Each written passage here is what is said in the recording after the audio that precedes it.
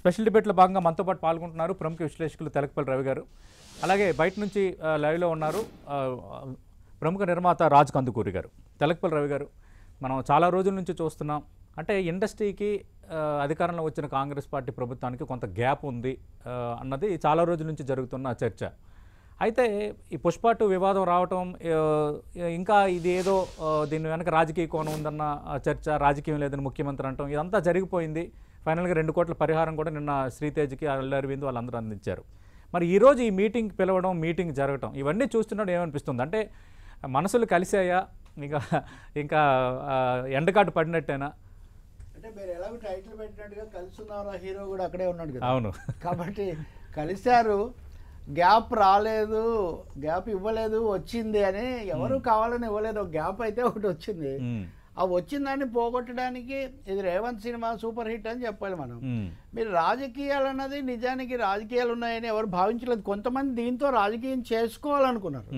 కొంతమంది కుటుంబాల మధ్య, కొంతమంది ఏమో తెలుగు ఆంధ్ర తెలంగాణ మధ్య, కొంతమంది బీజేపీ లేకపోతే ఎన్డీఏ కాంగ్రెస్ మధ్య, కాంగ్రెస్ బీఆర్ఎస్ మధ్య, రకరకాల ఇవన్నీ కూడా ప్లాట్స్లో సబ్ ప్లాట్స్ చాలా ఉంటాయి కదా. అవును. సో ఈ సబ్ ప్లాట్స్ అన్నీ అయిపోయి అంతిమంగా సతీష్ ఈరోజు సమావేశంలో అతిపెద్ద విజయము లేకపోతే శుభసూచకం ఏంటంటే ఐటీ ఇండస్ట్రీని ఎలా గుర్తిస్తున్నామో, ఫార్మా ఇండస్ట్రీని ఎలా గుర్తిస్తున్నామో, సినిమా పరిశ్రమను కూడా ఒక పరిశ్రమగా చాలా కీలకమైన పాత్రధారిగా మేము గుర్తిస్తున్నామని ముఖ్యమంత్రి చెప్పటం ఒకటి. రెండవది, నాకు రాగద్వేషాలు కోపతాపాలు ఎవరి మీద లేవు అని చెప్పారు అని చెప్తున్నటువంటి రెండో మాట. మూడోది, హైదరాబాద్ తెలుగు సినిమా ఇప్పటికే పాన్ ఇండియా అయిపోయి ఒక విధంగా గ్లోబల్ ఇంప్రింట్ వైపు నడుస్తుంది. సో దానికి తగినట్టుగా హైదరాబాద్ ఇండస్ట్రియల్ సినీ బేస్ను కూడా మనం పెంచుకోవాలి, పటిష్టం చేసుకోవాలని చెప్పడం, ఇవన్నీ కూడా సానుకూల దిశలో చాలా స్వాగతించదగినవి.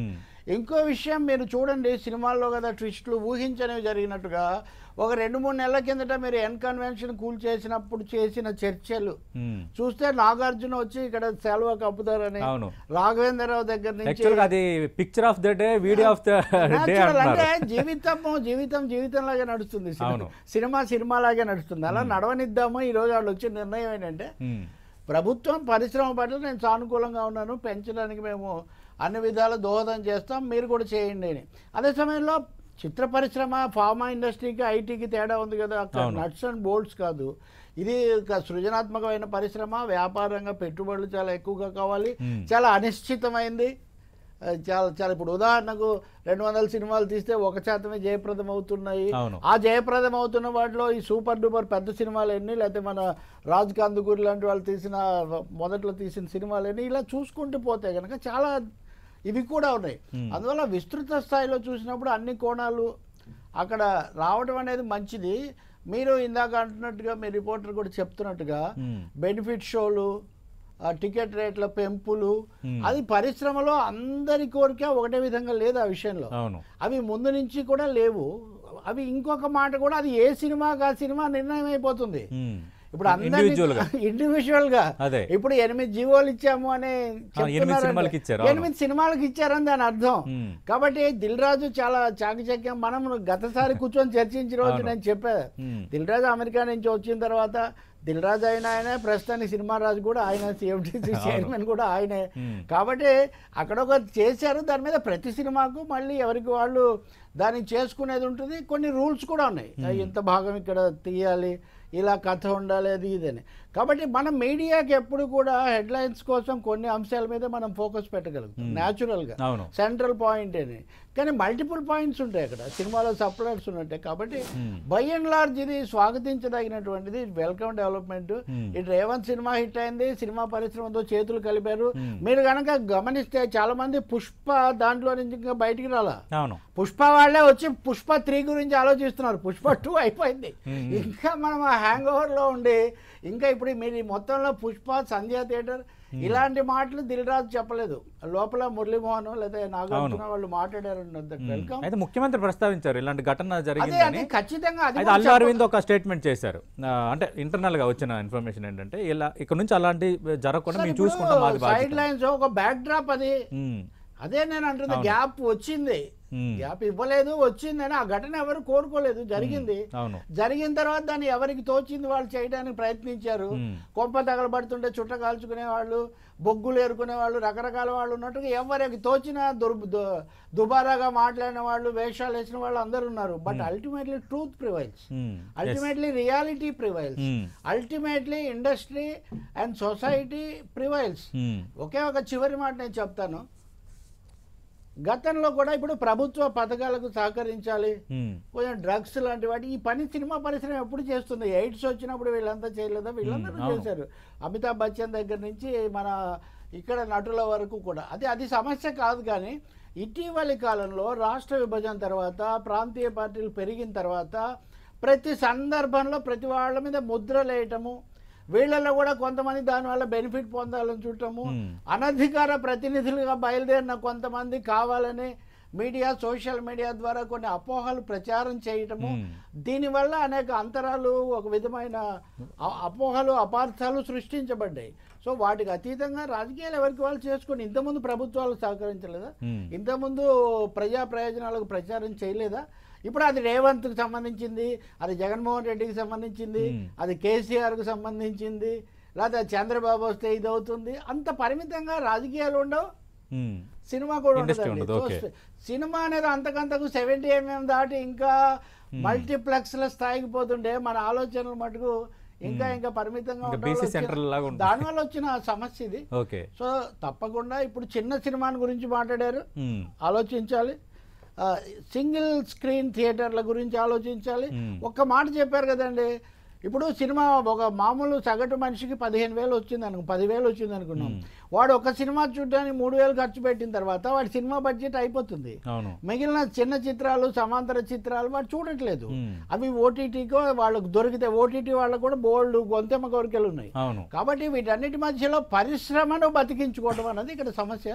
బహుశా ఈ సమావేశం కొనసాగింపుగా దిల్ రాజు టీఎఫ్డిసి తరఫున చేసే ప్రయత్నం, దీంతో మీరు ఆంధ్రప్రదేశ్ ను కూడా దృష్టిలో పెట్టుకోవాలి. ఇప్పుడు చర్చ ఇక్కడ జరిగింది కాబట్టి మన పవన్ కళ్యాణ్ కూడా త్వరలో సమావేశం అవుతారు అంటున్నారు. కాబట్టి తప్పకుండా మేలు జరుగుతుందని మంత్రివర్గ ఉపసంఘం ఏర్పాటు కూడా నిర్ణయం అయింది. ఖచ్చితంగా వైడర్ ఇష్యూ అండి. మీరు ఒకవైపు గ్లోబల్ గా అన్ని చేస్తామనుకుంటే ఒక సమావేశంతో ఎట్లా అయిపోతుంది?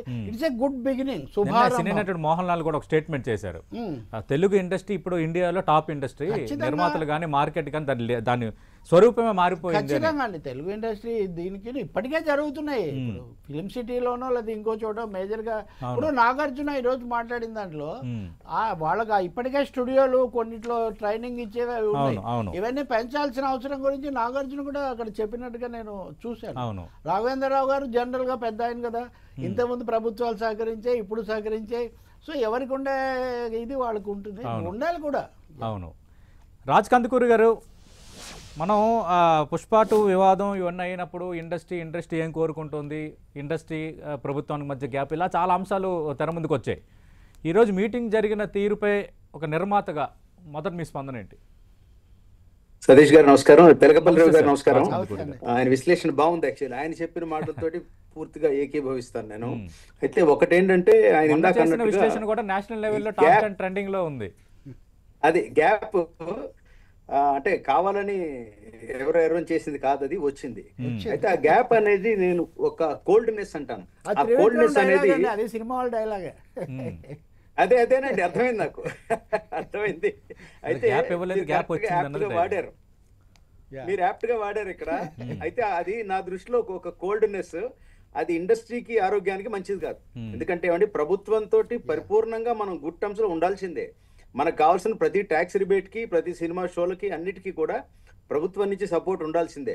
ప్రభుత్వం ఒకవైపు, సినిమా వాళ్ళంతా ఒకవైపు అనేటువంటి ఒక థాట్ ప్రజల్లో స్లోగా 1-2 రోజుల నుంచి మధ్యలో వెళ్ళింది. మొన్న జరిగిన ఈ సాడ్ ఇన్సిడెంట్ వల్ల అది జరగకూడదు. అంటే ఏమవుతుందంటే నిజంగా సీఎం గారికి ఏముంటుందండి, ఎవరి మీద పగ ఉంటుందండి? ఎందుకు ఉంటుంది? ఉండదు కదా. ఆయన ఎప్పుడు కూడా ఒక కామన్ మ్యాన్ పర్స్పెక్టివ్ లో, మన అనుముల రేవంత్ రెడ్డి గారు లేకపోతే కోమటిరెడ్డి వెంకటరెడ్డి గారు ఒక కామన్ మ్యాన్కి ఇలా ఇన్సిడెంట్ జరగగానే నేను ఇంకా బెనిఫిట్ షోలు ఇవ్వను, లేట్ నైట్ షోస్ ఇవ్వను, ఎక్స్ట్రా షోలు ఇవ్వను, రేట్ హైక్ ఇవ్వను అన్నారు. నేను అప్పుడే మనం మొన్న డిబేట్లోనే అన్నాను, మనం ఒకవేళ వచ్చాక ఏమన్నా మనం ఇమీడియట్ అష్యూరెన్స్ ఇస్తే అవ్వచ్చేమో, కానీ వెంటనే మాత్రం చేయరు అన్నాను. అన్నట్టుగా ఇవాళ చూస్తే మనం పరిణామం ఏంటంటే ఆయన ఫస్ట్ నేను బెనిఫిట్ షోలు ఇవ్వను, రేట్ హైక్ ఇవ్వను అన్నారు. ఎందుకంటే ఇంత జరిగినప్పుడు దాన్ని మళ్ళీ రివ్యూ చేయందే ఇప్పుడు 6 నెలల తర్వాత నెక్స్ట్ ఇయర్కో వాళ్ళకు ఒక అష్యూరెన్స్ మనం ఇవ్వాలి. ఈసారి మనం టికెట్ రేట్ పెంచామా, లేకపోతే జాగ్రత్తగా చూసామా, సెక్యూరిటీ ఇచ్చామా అన్నది. కాకపోతే ఇందాక దిల్ రాజు గారు ఏమన్నారు, అసలు అది అంత ఇంపార్టెంట్ ఇష్యూయే కాదు అన్నారు. ఎందుకంటే ఇండస్ట్రీలో గట్టిగా 10-15 సినిమాలే హిట్ సినిమాలు ఉంటాయి ఇయర్ మొత్తం మీద. మేము చేసే సినిమాలు 220 240 ఉంటాయి డిపెండింగ్ ఆన్ ది ఇయర్స్. కానీ అంత తక్కువ సక్సెస్ రేట్ ఉన్నప్పుడు 5% 7% సక్సెస్ రేట్ ఉన్నప్పుడు సర్వైవల్కి రేట్లు పెంచితే రైట్ థింగ్ కాదండి నా దృష్టిలో అయితే. కారణం ఏంటంటే ఆ మధ్య సునీల్ నారాయణ గారు కూడా ఇదే మాట అన్నారు, రేట్లు పెంచొద్దండి. మనం రేటు పెంచినప్పుడు వాడిని క్రైమ్ చేసేలా వాడిని మనం ఎంకరేజ్ చేస్తున్నాం ఒక కామన్ మ్యాన్ ని. ఒక వాడెవడో ఒక చిన్న ఇంట్లో ఉన్న కుర్రాడో లేకపోతే ఆటో డ్రైవరో ఎవరో ఒక పేద వర్గానికి చెందిన వాడు 1100 పెట్టి నేను చూడలేను, మరి ఏం చేస్తాడు, పైరసీ చూద్దామని అనుకుంటాడు. అది అవాయిడ్ చేయాలంటే వాడికి 150 రూపాయలకే మంచి ఏసీలో లగ్జరీ సెట్టింగ్ లో సినిమా చూపిద్దాం. దానివల్ల నిర్మాతకి సేఫ్ అని నా ఫీలింగ్. నేను ఎప్పటికీ దానికి కట్టుబడి ఉంటాను. 1000-1100 మాత్రం పెట్టకూడదని నా ఉద్దేశం. That is one thing. And coming to ఈ రోజు జరిగినటువంటి దీంట్లో ఇది ఇమ్మీడియట్ గా ఒక రిలీఫ్ ఇచ్చింది నాకు. మనం ఎప్పుడైతే ఒక 2-3 నెలల క్రితమే, ఇప్పుడు ఇందాక మనం డిస్కషన్ లో ఇందాక రవి గారు చెప్పినట్టుగా నాగార్జున గారు వచ్చి ఆయనకి బొకే ఇవ్వడము, ఇదంతా అంటే షాల్ కప్పడం, ఇవన్నీ కూడా చూస్తే వాట్ ఐ ఫీల్ ఇస్ ఒక హెల్తీగా అసలు అటువంటిది ఏమీ లేదన్నట్టుగా ఉంది చూసారా, which is needed for us. దీనివల్ల ఎందుకంటే వాళ్ళ మధ్యలో ఎన్ కన్వెన్షన్ ఇష్యూ అప్పుడు ఏమన్నా ఉంటుందని అనుకున్నారు. అది ఒక వ్యక్తిగా ఆయన చేసింది. సీఎం గారికి ఏముంటుంది, వ్యక్తిగా ఉండదు, ఎవరో హైడ్రానో whatever they must have done it. అలా ఈయనకి ఆయన మీద ఆ విషయంలో ఏమి ఉండదు. ఇవన్నీ గవర్నమెంట్ వర్సెస్ కామన్ మ్యాన్ ఏదో ఉంటుంది, అంతేగాని దీంట్లో nothing to do with that. అవన్నీ అధిగమించి నెక్స్ట్ లెవెల్ కి వెళ్ళినప్పుడు ఇవాళ ఎజెండాలో ఏమన్నారు, టెంపుల్ టూరిజం ని డెవలప్ చేయమని చెప్పారు ఆయన సీఎం గారు కోమటిరెడ్డి ఎకో టూరిజం. అయితే ఎకో టూరిజం, ఈ టూరిజము సినిమా వాళ్ళ ఒకటే బాధ్యత అని అలా కాదు కదా. అంటే సినిమా వాళ్ళు ఖచ్చితంగా దానికి మన సైడ్ ఎంత ఉందో అంటే ఏంటి, దాన్ని ప్రమోట్ చేసేలా సినిమాలు తీసి ఆ హెల్తీ అట్మాస్ఫియర్ ని మనం సినిమా ద్వారా చూపించవచ్చు. ఎందుకంటే చాలా స్ట్రాంగ్ మీడియం కాబట్టి డెఫినెట్ గా ఓ సినిమాకు ఉండే ఇంపాక్ట్ చాలా ఎక్కువ అండి. మీరు ఏమన్నా తీయండి, మీరు ఏం చెప్పినా ఆ టైంకి దానికి ఉన్నటువంటి ఆ 24 క్రాఫ్ట్స్ ఎఫెక్ట్ వల్ల మీకు అది ఎఫెక్ట్ వస్తుంది. ఇప్పుడు మనం విశ్వనాథ్ గారి సినిమాల్లో ఒక డాన్స్ గురించి చెప్పినప్పుడు వై నాట్ మనం డాన్స్ నేర్చుకోవచ్చు కదా అనుకున్నాం. ఇప్పుడు స్వర్ణకమలం సినిమా చూస్తుంటే డాన్స్ కి ఇంత ఇంపార్టెన్స్ ఉందా అని అనిపించేది మనకు. 30 ఏళ్ల క్రితం వచ్చిన సినిమా అంటే సినిమాకి ఆ మీడియం కి అంత పవర్ ఉంది. కాబట్టి సినిమా వాళ్ళని అంటే అంత ఈజీగా తీసి పారేయడానికి లేదండి. వాళ్ళు ఎంత ఇన్ఫ్లుయెన్స్ అయినా క్రియేట్ చేయగలరు.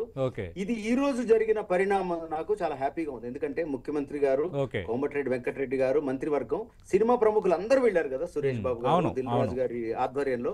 ఇది నాకు చాలా నచ్చింది. ఒక ఐస్ బ్రేక్ అయిందని అనిపిస్తోంది. అంటే ఇందాక అన్నట్టుగా నిజంగా గ్యాప్ పెద్దదేమి కాదది, ఒక కోల్డ్నెస్ వచ్చింది, అది తొలగింది. మనం ఇలా వాళ్ళతో గవర్నమెంట్ తో కలిసి హ్యాండ్ ఇన్ హ్యాండ్ ముందుకు వెళ్తే ఇండస్ట్రీ లాభపడుతుందని గట్టిగా నమ్ముతున్నాను.